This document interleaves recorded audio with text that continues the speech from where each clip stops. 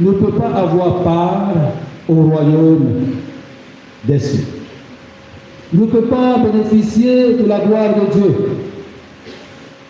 Voilà pourquoi Saint Paul va donc nous rappeler ce que devait être notre identité en tant que chrétiens, ce que nous avons choisi, du moins comment nous devons balayer notre maison intérieure et extérieure, notre vie chrétienne, l'illuminer. Rejeter tout ce qui est amertume, contraire à la loi de Dieu.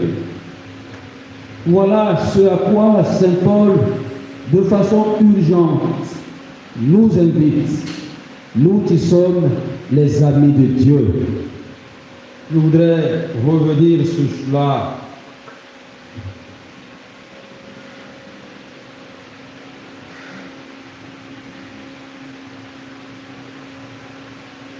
Mais maintenant, vous aussi débarrassez-vous de tout cela, colère, emportement, méchanceté, insultes, propos grossiers sortis de votre bouche.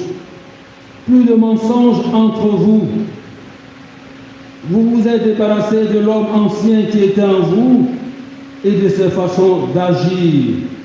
Et vous êtes revêtu l'homme nouveau. Je m'arrête là. Mes frères, mes sœurs, rappelons-nous la conjugaison de notre catéchèse, nous rappelant ce que nous sommes devenus en étant baptisés. Et je pense que parfois nous oublions cela.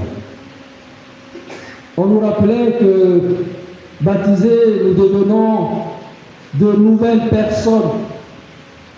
Nous sommes recréés. Nous sommes purifiés, nous sommes identiques au Christ, incorporés au Christ. Nous entrons dans une nouvelle famille, une famille qui glorifie le Seigneur. Tout ce que nous sommes ne peut demeurer clarté qu'en Christ et par le Christ.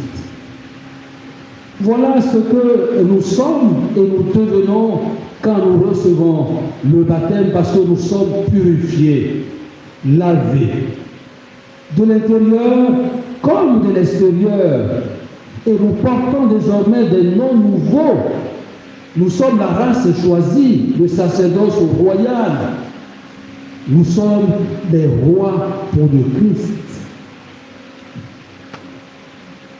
Notre combat de changer, de devenir et de rester qualitatif est un bon combat et c'est le meilleur. Et Saint Paul nous rappelle qu'en chantant avec lui, saisi par le Christ, nous courons tout droit vers le but et rien ne doit nous empêcher d'aller vers ce but parce que tout n'est que balayure. Le bonheur, ce n'est pas une invitation à rester paresseux, sans travailler, car c'est par le travail et dans le travail, en comptant sur la providence divine, que le Seigneur nous élève. Soyons heureux d'être bannis par notre société qui préfère l'injustice à la justice. Soyons heureux d'être humiliés parce que nous avons refusé de voler la nation. Soyons heureux d'avoir fait dignement notre travail, alors que les autres trichent dans le travail. Voilà ce que le Seigneur demande aux chrétiens, à ce que nous sommes appelés chrétiens, image du Christ. Notre monde va nous vomir, mais le Christ, lui, va nous élever. Que sa grâce soit avec nous.